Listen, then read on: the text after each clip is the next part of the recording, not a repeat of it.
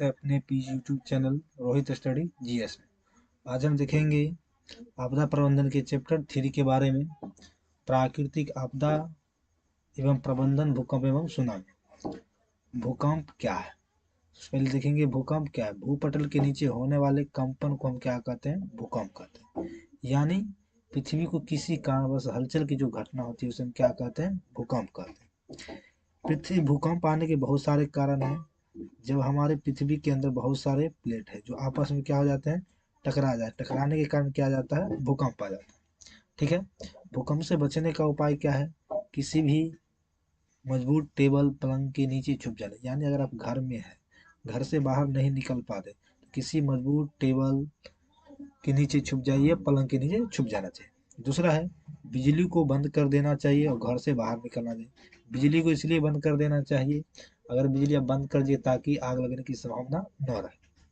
ठीक है। अगला तीसरा, घर का आकार कैसे होना चाहिए? आयताकार बनाना चाहिए, यानी भूकंप रोधी घर बनाना चाहिए ताकि भूकंप से बचा जा सके। अगला है गैर सरकारी संगठनों का सहयोग करना चाहिए। भूकंप के समय गैर सरकारी संगठन, सरकारी संगठन तो होता है, गैर संगठन को भी क्या करना चाहिए? सहयोग करना चाहिए। जो मलबे में लोग दबे हुए उनको बाहर निकालना चाहिए। जो लोग का चोट वोट लग गया उनका इलाज कराना चाहिए। चलिए अगला है भूकंप का अनुमान लगाकर लोगों को सतर्क करना चाहिए। आज विभिन्न प्रकार के उपकरण आ गए जिससे पता कर लिया जाता है भूकंप आने वाली है या नहीं आने। इससे लोगों को क्या कर देना चाहिए? सतर्क कर देना चाहिए।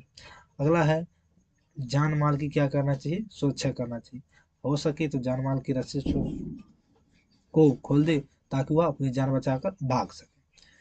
चलिए अगला है भूकंपीय तरंग क्या है? भूकंप के दौरान पृथ्वी की कई प्रकार के तरंग उत्पन्न होते हैं जिसे हम क्या कहते हैं? भूकंपीय तरंग।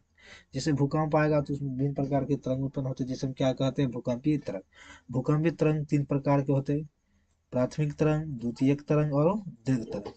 प्राथमिक तरंग को हम पी तरंग भी कहते हैं, द्वितीयक तरंग को एस तरंग भी कहते हैं, दीर्घ तरंग को एल तरंग यानी लव तरंग भी कहते हैं। ठीक है। चलिए भूकंपीय केंद्र क्या है? पृथ्वी के अंदर वह स्थान जहां से भूकंप उत्पन्न होता है उसे क्या कहते हैं? भूकंपीय केंद्र। मान लीजिए यह पृथ्वी है, पृथ्वी के केंद्र ये है, तो पृथ्वी के जहां से ये भूकंप उत्पन्न हुआ, मतलब पृथ्वी के नीचे यहाँ से भूकंप हुआ, तो ये हमारा क्या कहलाएगा? भूकंपीय केंद्र कहलाएगा। अब पृथ्वी पर हम जहाँ अनुभव करेंगे, जहाँ पर हम भी मान लीजिए यहाँ पर हम अनुभव किए पृथ्वी के ऊपर, ये हमारा क्या कहलाएगा? भूकंपीय अधिकेंद्र। पृथ्वी का वह स्थान जहाँ से भूकंप का अनुभव किया जाता है उसे क्या कहते हैं? भूकंपीय अधिकेंद्र कहते हैं। चलिए अगला है सुनामी। महासागर के तली में होने वाले कंपन को हम क्या कहते हैं? सुनामी कहते हैं। समुद्र में जो कंपन होगा उसी को हम क्या कहते हैं? सुनामी। यानी समुद्र में उठने वाले लहर को हम क्या कहते हैं? सुनामी कहते हैं।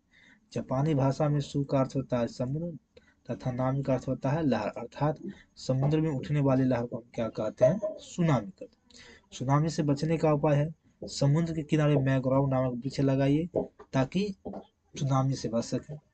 दूसरा है समुद्र के किनारे कंक्रीट निर्माण कीजिए। तीसरा है समुद्र का पता सुनामी का पता लगाकर लोगों को क्या कर देना चाहिए? सतर्क कर देना चाहिए। मछुआरों को संकेत कर देना चाहिए ताकि वह निकल सके। अगला है समुद्र के किनारे घर नहीं बना, अगर घर भी बनाते हैं तो ऐसा घर बनाइए जो सुनामी को रोक सके यानी बच सके उसे। अगला है तटबंधों को क्या करना चाहिए? मजबूत करना चाहिए। ऐसा करने से आप क्या कर सके? सुनामी से बच सकते हैं। पृथ्वी पर पहले कौन तरंग पहुंचता है? प्राथमिक तरंग पहुंचता है। सबसे खतरनाक तरंग कौन होता है? अंतरंग होता है। ठीक है। इसी प्रकार से हमारे इस यूट्यूब चैनल के साथ आप बने रहिए। फिर अगले दिन हम देखेंगे अगले चैप्टर, चौथा चैप्टर देखेंगे जीवन रक्षक आकस्मिक प्रबंधन। ठीक है।